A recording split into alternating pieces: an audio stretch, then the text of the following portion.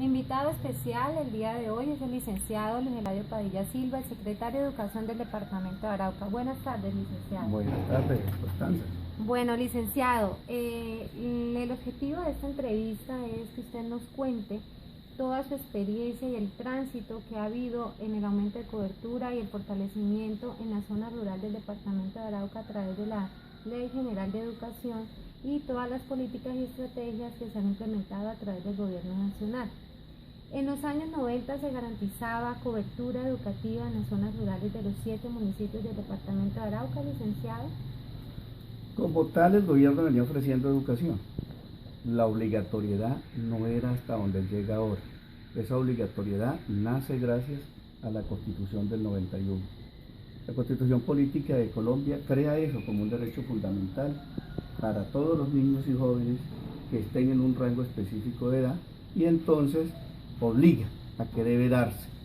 Lo que pasaba en aquella época era cómo llevarla donde todas las dificultades se presentaban, sobre todo en la zona rural, que es de alta dispersión poblacional.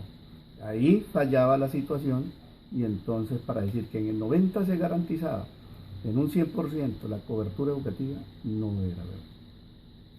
¿Cómo inicia todo este proceso? ¿En qué año se empiezan a implementar como tal todas estas políticas y estrategias para garantizar esa prestación del servicio en la zona rural? ¿Qué fue lo que empezaron a hacer el Ministerio y las entidades territoriales certificadas? De alguna manera las organizaciones sociales, la misma cuestión de la nueva constitución, la constituyente en Colombia, todas estas cosas llevaron a que se generara una nueva normativa de la educación para poder garantizar ese derecho fundamental de los niños que la misma constitución había planteado. En ese sentido, en el año de 1994 comienza un cambio educativo en el país y se genera la Ley General de Educación, la Ley 115 del 94. Allí se dan unas estrategias fundamentales para que los estudiantes puedan acceder a la educación. ¿A través de qué instrumentos se empieza a articular toda la política del gobierno nacional con los departamentos y municipios? Bueno, la ley genera varias cosas para que la educación coja como esa forma en la cual plantean alternativas tanto para la calidad como para la cobertura y la eficiencia. Pero son como 3 renglones fundamentales, 3 ejes que deben tenerse siempre en cuenta. Y empiezan entonces a hablar de foros educativos, pero foros desde lo local, departamental y nacional. En ese encadenamiento, digamos, en ese enlace, todos estos eslabones aportan para que se conforme algo importantísimo, que es la carta de navegación, que de alguna manera en los primeros años, y aún digamos casi reciente, pocas cosas le habían puesto cuidado los gobernantes, pero esa carta de navegación se llama el Plan Decenal de Educación, el Plan Nacional Decenal de Educación. Ese es como la carta que nos va diciendo qué es lo que la gente quiere, qué es lo que el gobierno quiere, qué es lo que todos los actores que tienen que ver con la educación quieren de la educación en un recorrido de un horizonte de 10 años. Hoy con el gobierno nacional tiene la meta de ser Colombia la más educada en el 2025. ¿Cómo cree usted que el departamento de Arauca va a contribuir a este reto? Bueno, hay que como prestarle un poquito de atención al reto nacional. El reto nacional es la voluntad como tal, existe de que Colombia sea la más educada en el 2025. Y de hecho el ministerio ha planteado muchas alternativas, ha metido programas como Todos a Aprender, la jornada única, digamos que también ha planteado otras alternativas en ayudas con herramientas pedagógicas para que la educación se dé, pero está haciendo falta algo importante. Es cómo combatimos la desconcentración del estudiante frente a los procesos de aprendizaje. Es muy fácil un estudiante estar en el aula, pero está en todo menos en el aprendizaje. Anda desconcentrado, los mismos medios modernos que hay de comunicaciones y de cosas, como el celular, como todas aquellas cosas, han desconcentrado al estudiante. Y lo desconcentran en la medida en que de pronto esos códigos que tenemos educativos, o los que está pensando el mismo ministerio, los que tenemos nosotros los docentes, en la actualidad no son los códigos que el muchacho de pronto quiere. Es decir, se buscaría una educación con más pertinencia y diría uno en términos humanísticos. Es decir, cómo humanísticamente desde el mismo aula de clase el aprendizaje es significativo para el estudiante.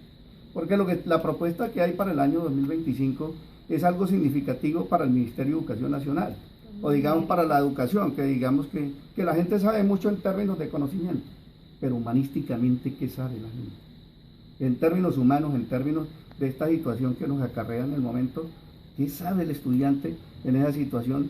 Porque la verdad sea dicha, el estudiante anda desconcentrado en el país.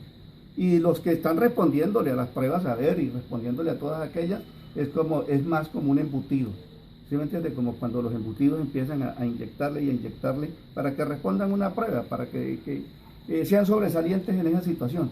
Y nosotros decimos, si el país cada día como que se desvanece más en términos económicos, se desvanece más en otra situación, que el estudiante dice, bueno, pero yo salgo y salgo varado, ¿sí? O sea, no estoy concentrado para poder aprender lo que el Estado quiere.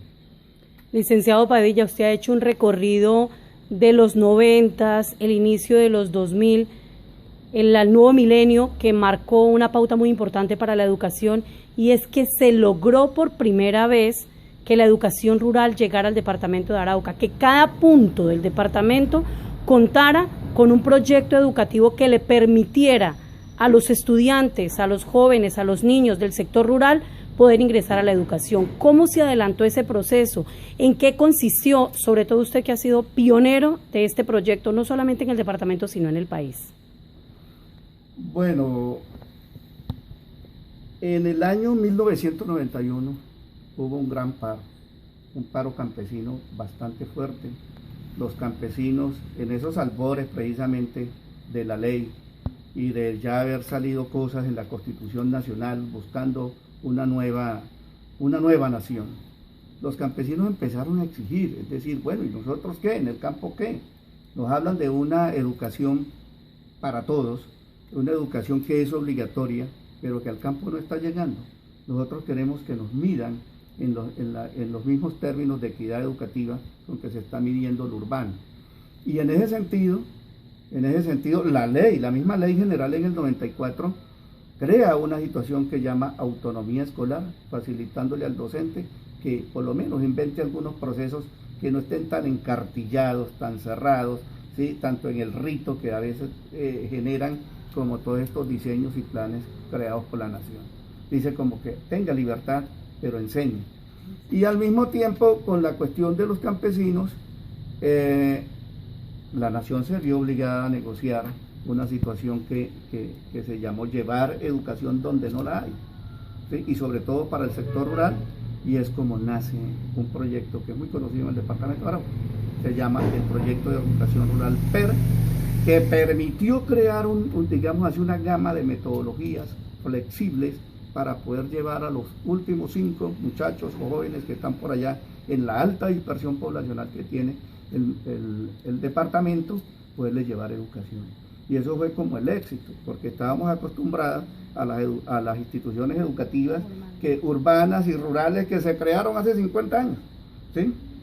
Como el Colegio Nacional Simón Bolívar, el Colegio Santander, otro tanto en Saravena, Tame, todas estas cuestiones, pero resulta que eso permitió que nacieran 13 instituciones nuevas y que pudieran como organizar todo ese proceso en el sector rural y poder llevar una educación que, si no decimos en términos de calidad en un 100%, pero sí en términos organizativos y en términos de aprendizaje, con aprendizajes productivos y significativos para el estudiante en el sector rural. Eso se debe gracias al PER. El PER que se dio en un momento coyuntural para el departamento de Arauca, sobre todo cuando el conflicto armado también afectaba esta parte del país. Sí, el PER mire, Arauca fue la 11ª alianza estratégica departamental para poder traer el PER al departamento de Arauca. Es decir, solamente 10, cuando esa negociación solamente 10 fueron beneficiadas, y nosotros, cuando Arauca fue declarada zona especial de rehabilitación, nosotros dijimos no más bota militar, lo que queremos es que nos traigan en términos de educación una salida, y fue como llegó el PER al departamento de Arauca con un convenio hecho en el año 2003 y que empezó su ejecución en el año 2004. Y todavía hay instituciones que están focalizadas por el PER y que están ejerciendo su proceso en la ruralidad. Y sobre todo que en el departamento de Arauca es la educación rural la que ha sacado la cara en cuanto a resultados y en cuanto al mejoramiento de la calidad educativa. ¿Qué decir con respecto a esto? No, pues de verdad que sí, cuando yo le digo, cuando la educación es significativa, el estudiante responde. Cuando la educación no es significativa, el estudiante no responde. Mire lo que le pasó al departamento de Arauca, de 15 instituciones que mejoraron su índice sintético de la calidad educativa, 10 son rurales. Y dentro de las 10 rurales, casi la mayoría, digamos un 80%, son del PER, o de ese proceso del PER. Entonces eso quiere decir que cuando se lleva un proceso con algo que sea significativo, con algo que enseñe para la vida de aquella persona que se está educando, la educación, por ser significativa, da mejores resultados. ¿Cree usted que ese proyecto debe continuar inmerso en el nuevo Plan Decenal Nacional de Educación que se está construyendo? Las dinámicas educativas nunca se acaban.